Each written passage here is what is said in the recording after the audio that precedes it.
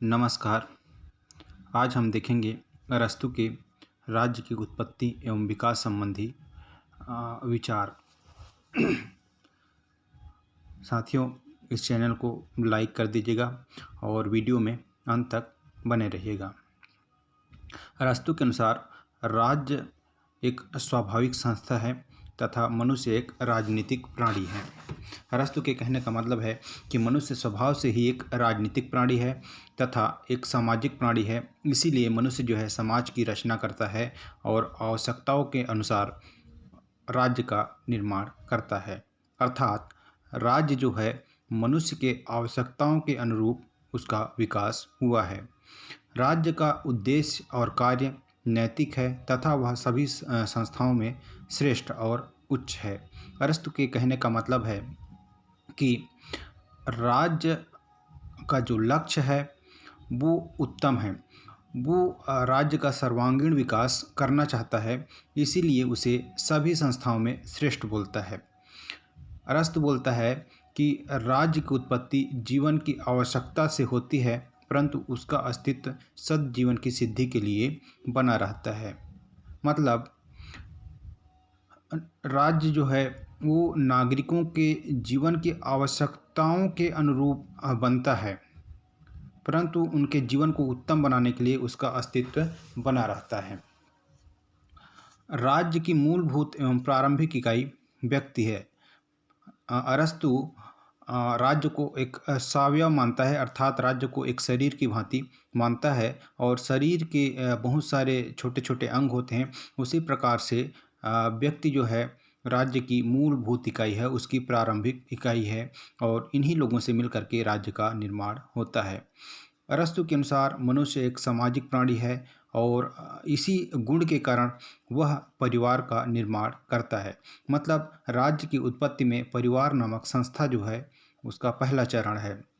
मनुष्य अपनी आवश्यकताओं के अनुसार परिवार का निर्माण करता है और उस परिवार में एक संगठन का दर्शन होता है। मतलब वहाँ पर प्रशासन होता है और अरस्तू जो है उसी परिवार में राज्य का लक्षण दिखता है, या यूँ कहिए कि राज्य रूपी संगठन का बीज का प्रस्फुटन परिवार नामक संस्था में होता है और इस परिवार रूपी संस्था को मनुष्य अपनी आवश्यकताओं के अनुरूप बनाता है।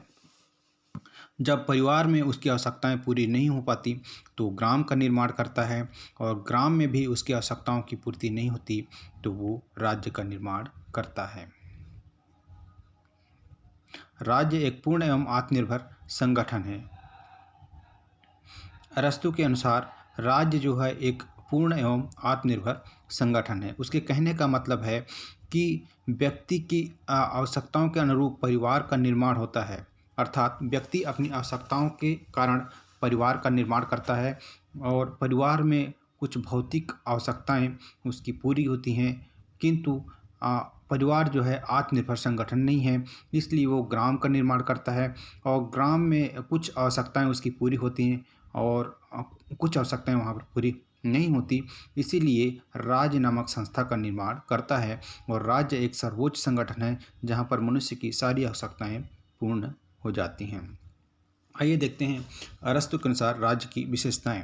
अरस्तू बोलता है राज्य एक स्वाभाविक संस्था है। उसके कहने का मतलब है कि मनुष्य एक सामाजिक प्राणी है और अपनी सामाजिकता के कारण वो परिवार का निर्माण करता है और परिवार में अपनी आवश्यकताएं पूरी नहीं होने के फलस्वरूप ग्राम में आवश्यकता पूरी नहीं होने के कारण राज्य का निर्माण करता है। अर्थात राज्य एक स्वाभाविक संस्था है, मतलब मनुष्य की आवश्यकताओं के अनुरूप राज्य का विकास हो गया है। व्यक्ति का जो कार्य है वो या उसकी जो आवश्यकता है परिवार में पूरा नहीं होता है, बल्कि राज्य में जाकर के पूर्ण होता है। इसीलिए व्यक्ति की संपूर्ण आवश्यकताओं की पूर्ति राज्य के अंतर्गत होती है। अरस्तू बोलता है राज्य परिवार का बृहद रूप है। व्यक्ति अपनी आवश्यकताओं के अनुरूप परिवार का निर्माण करता है और अपनी कुछ आवश्यकताओं को परिवार में पूरा करता है, परंतु कुछ आवश्यकताएं वहाँ पर पूरी नहीं होती, इसलिए ग्रामों का निर्माण करता है और ग्राम में उसके बाहरी जीवन का नियंत्रण होता है, परंतु ग्राम भी उसके संपूर्ण जीवन की आवश्यकताओं को पूरा नहीं कर पाता, इसीलिए राज्य का निर्माण होता है। अरस्तु के अनुसार राज्य व्यक्ति से पूर्व का संगठन है। उसके कहने का मतलब है कि समय की दृष्टि से परिवार पहले है, परंतु प्रकृति की दृष्टि से राज्य पहले है। अरस्तु यहाँ पर मनोवैज्ञानिक दृष्टिकोण से राज्य को साव्यव रूप से पहले बोलता है, अर्थात राज्य जो है एक शरीर की भांति है और शरीर पहले आता है और उसके अंग बाद में आते हैं। इसीलिए अरस्तु बोलता है कि राज्य एक शरीर की भांति है और मनुष्य जो है उसके छोटे छोटे अंग के समान है। तो यदि मनोवैज्ञानिक दृष्टिकोण से देखें तो राज्य पहले है, परंतु ऐतिहासिक दृष्टिकोण से विकास के क्रम में परिवार पहले आता है। अरस्तु के अनुसार राज्य की तीसरी विशेषता राज्य सर्वोच्च समुदाय है।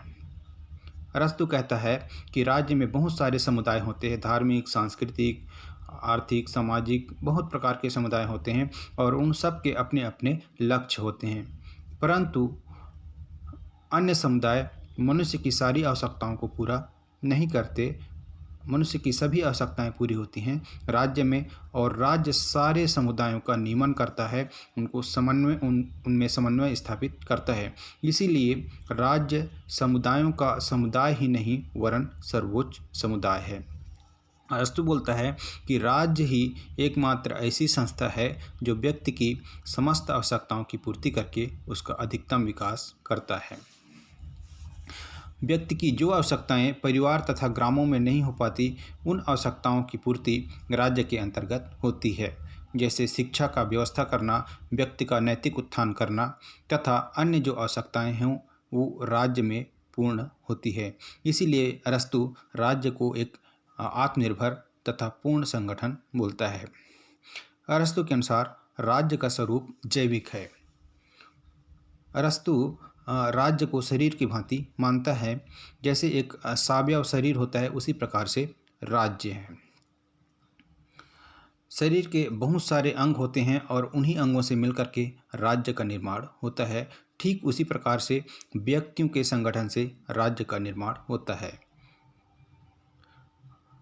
अरस्तु आगे बोलता है कि शरीर के किसी अंग बढ़ जाने पर अपंगता आती है, ठीक उसी प्रकार राज्य के किसी तत्व का अत्यधिक बढ़ जाने पर असंतुलन हो जाता है।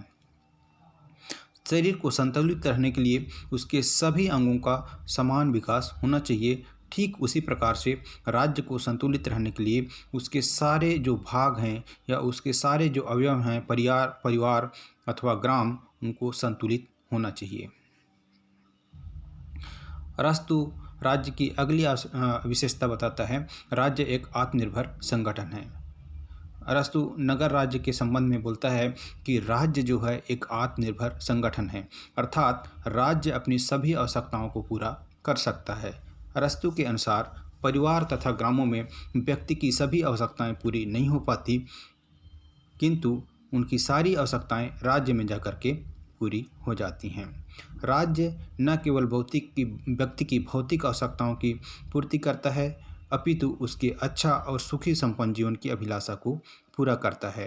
अरस्तु बोलता है कि राज्य का अस्तित्व जीवन के लिए है और सद्जीवन की प्राप्ति के लिए उसका अस्तित्व बना हुआ है। अर्थात राज्य जो है व्यक्ति का सर्वांगीण विकास करना चाहता है। राज्य का लक्ष्य व्यक्ति का उत्तम जीवन प्राप्त करना है। अगली आवश्यकता अरस्तु बताता है, राज्य एक क्रमिक विकास है। अरस्तु के अनुसार राज्य विकासवादी सिद्धांत के अनुरूप आया है, अर्थात राज्य का विकास क्रमिक रूप से हुआ है। अपनी आवश्यकताओं के अनुसार व्यक्ति परिवार का निर्माण करता है, वहाँ पर उसकी आवश्यकताएं पूरी नहीं होती तो ग्राम का और ग्रामों के संगठन से राज्य का निर्माण होता है। इस प्रकार से अरस्तु के अनुसार राज्य क्रमिक विकास का परिणाम है। संविधान राज्य की पहचान है। अरस्तु संविधान के आधार पर राज्यों का वर्गीकरण करता है। इसीलिए बोलता है कि संविधान के आधार पर ही राज्य को पहचाना जा सकता है और संविधान में परिवर्तन का मतलब है राज्य की प्रकृति में परिवर्तन।